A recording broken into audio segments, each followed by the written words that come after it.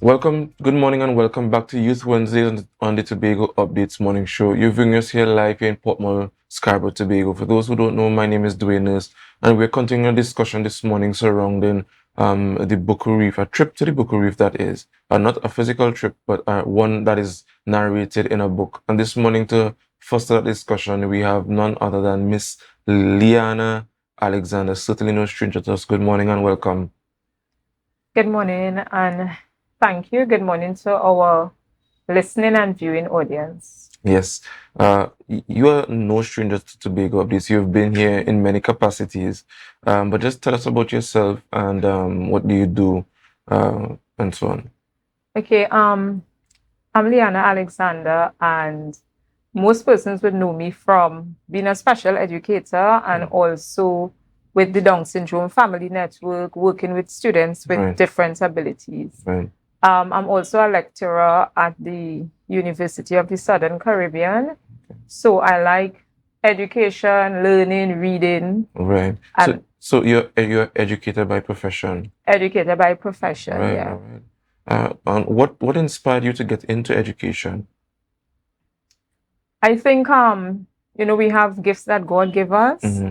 I think that was something from God Right, because it was never something that I never thought I was going to be an educator or a teacher. all right, all right. So we're here to discuss a book, but I think it is no mere coincidence that you're here when today is Read Aloud Day. And so just tell us about that for those who might not know um about the World Read Aloud Day. Mm-hmm. All right, so February the 7th is World Read Aloud Day, Mm-hmm. and World Read Aloud Day started in 2010. Mm-hmm. The main intent is to promote reading among reading progress among children, Mm-hmm. and also to highlight literature because reading cuts across the curriculum, and most persons you would hear parents saying my child is unable to read, Right, but we learn to read from reading, right, right? So it's to encourage reading in schools, at home, and when you read aloud, you get to be able to pronounce words. right, You learn new words, the vocabulary, the right, reading fluency, everything. So it helps with the reading progress. right. Do you agree that, nationally, there's a challenge with making reading attractive to young people? I think there is because we have the infusion of technology, Mm-hmm. and especially after COVID, most of the youths, most of the children, they are into their devices. And while we have the library and we try to promote these things, reading would have, in some instant, been on the back burner. Right, So World Read Aloud Day, allow teachers, parents, and other stakeholders to bring that back into the forefront, let students know and children that it's okay to take a book and read right, because you get to go to places, you get to travel without even leaving your home. right. And I'm listening to you and I hear your passion and so on. But my major concern is how do we make reading attractive to your young people today? Because they're bombarded by so many other externalities that kind of distract them, in other words, from reading. And what do you think accounts for that? I think one of the things that would encourage reading would be to look at the areas that interests a child. So, like everybody else, based on your interests, you would gravitate towards Right, that. So, when you have books, and the book that we're going to talk about, mm, I look at experiential learning. So, it's right, based on lived experience, things that happen. So, you could be able to relate. yeah, You could actually put yourself into the character yeah, and become that person in the story right, and live that experience with them. So it's like a story within a story. right, And that for me, I think from dealing with students that get them interested in interesting. reading. And when you are excited, because if you go to read and you're there like if Yeah, you're in a yeah, funeral, yes, they're not excited. yes. And and I can appreciate that. What about in the home, where I believe reading should begin, because I think one of the challenges that that is facing our society here, especially in Tobago, is that reading is not prioritized in the home. And I remember my mother telling me sometime that she used to read to us from in the womb, right? The Bible. She started with the Bible and then other books and so on. What credence do you give to that perspective at all? All right. Let me just start with reading in the home. You could share your experience. Right. So I'm certain that you read to your children from in the right. womb. So my first area is early childhood. So and one of my main areas at early childhood was my elective was reading. Right. And we did emergent literacy. So that's in the home where if you want a child, because you're looking at language development and Right. everything. So if you want a child to learn to speak, you know, to do sentences and stuff, you would label up your environment. So you have a print-rich environment, even at home, and Right. there's literature. So if it is that, you know, we buy phones, we buy tablets, everybody's on the phone and the Yes. tablet, they're on the TV. But if you buy books, Listen, they would want to be in the my books. parents, especially during the summer, right, used to ensure that we pick up a book when the day comes. Right. That was the must have in the home during the summer. You're watching TV, but they would curtail the being in front of the TV and ensure that reading takes precedence. And at one point in my life, I loved reading, and I don't think that in the home it's happening as much. And I think it's one of the problems as to why our young people in our society do not like to read. And unfortunately, I also believe that is why you see a lot of the social issues like crime and things happening, because people are not aware, and reading gives a lot of knowledge. Yes. Right. So your book, it's titled A Trip to the Buccoo Reef. What inspired you to write a book? So again, as I said, Mm-hmm. my first degree is in early childhood, Right. and we had a project.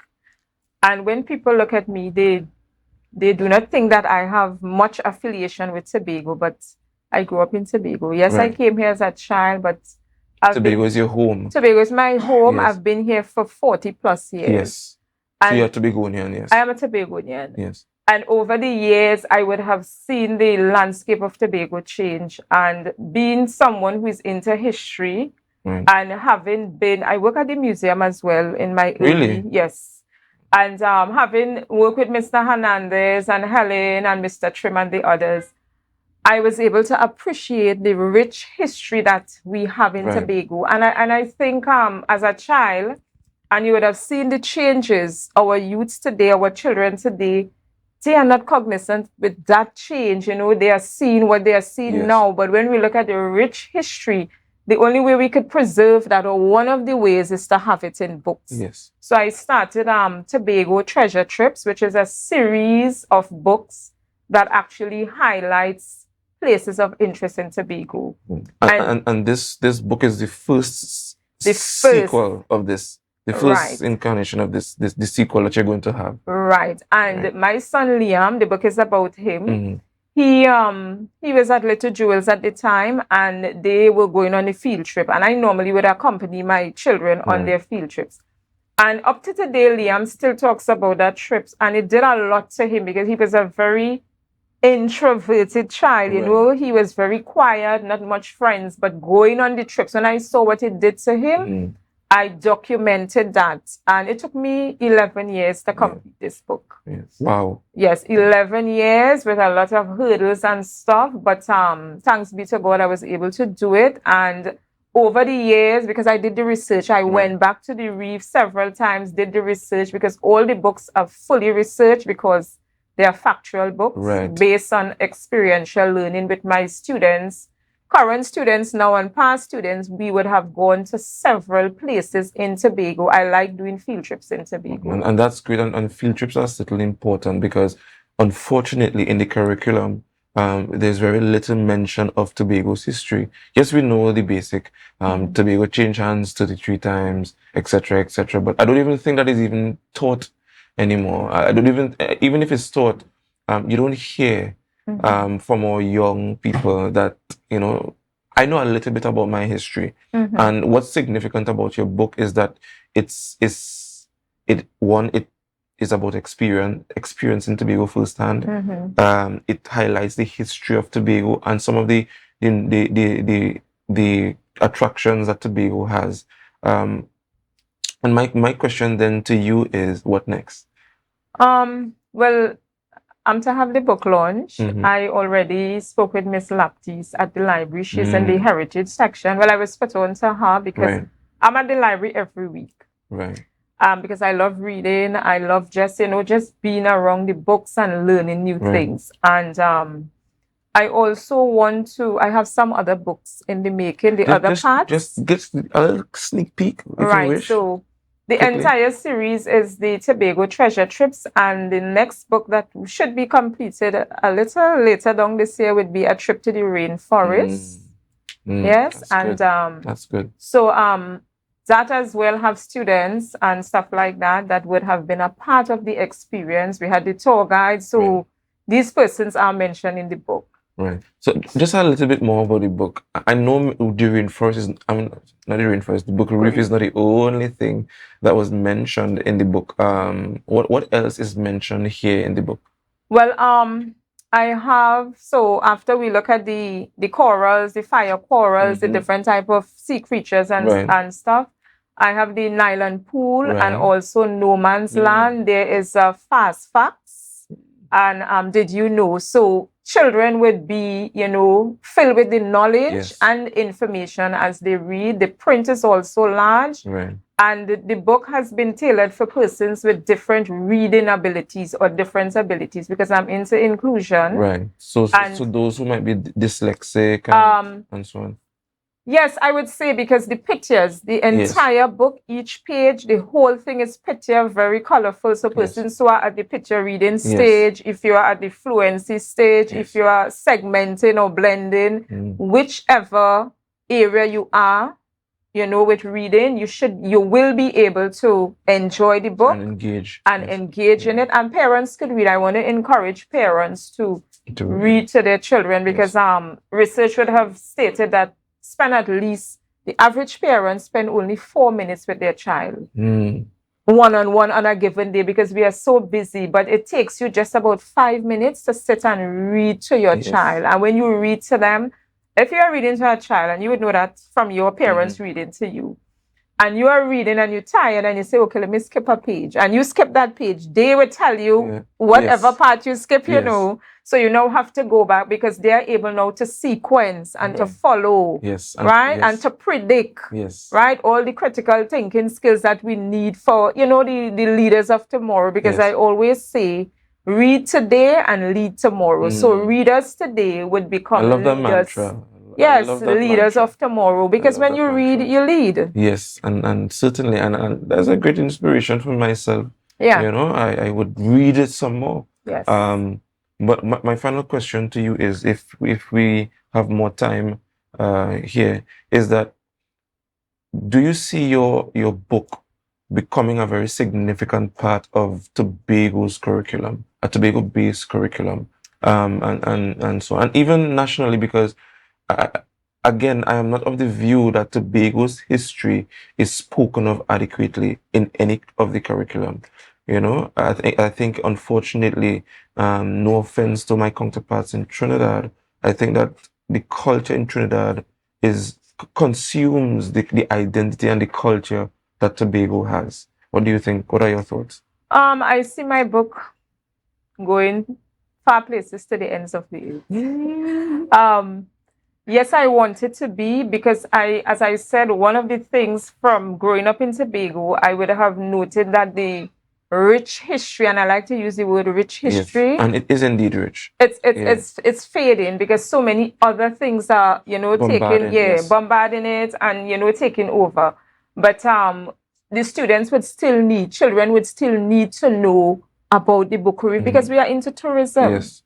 right? And somebody may want to, most of my colleagues who are interested are persons from Trinidad. Right. Right, because they don't know stuff about Tobago, you know. Yeah. People would hear things, but it actually puts Tobago Yes. on the map when you see what we have to offer, because some persons don't know these Yes. things, you know. You know, and I could definitely appreciate that. I want that your book even goes beyond, you know, some of the tourism sites on Tobago.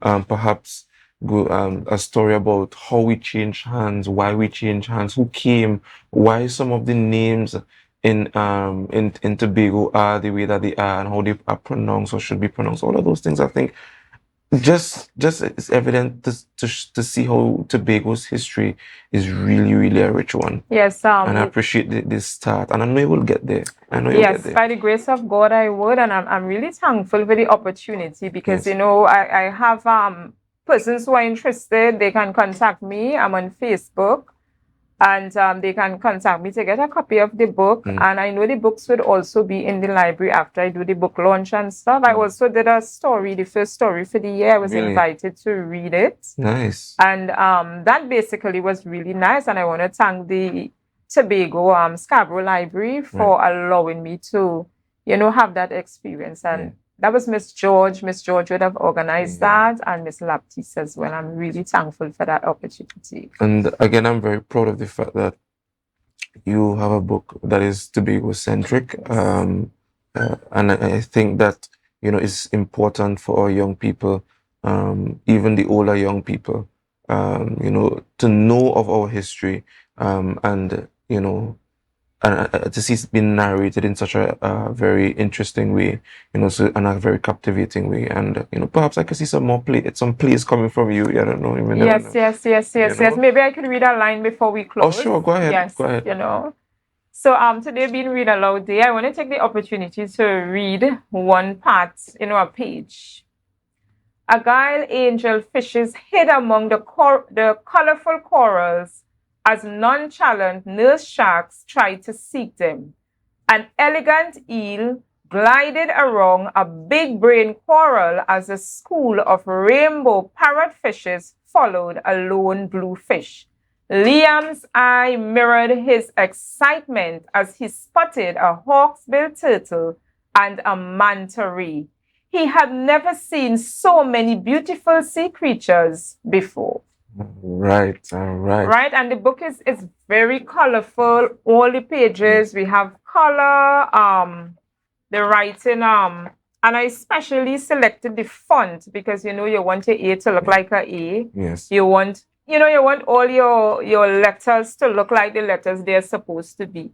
And students and parents and teachers who are reading, they would be able to follow. Yes. You know, Certainly. and share the experience. Yes. Thank you very much, Miss Leanna. Certainly, I know that your book will go places. I want to thank Miss Leanna for joining us this morning, and thank you, all viewers or adding viewers, for joining us this morning.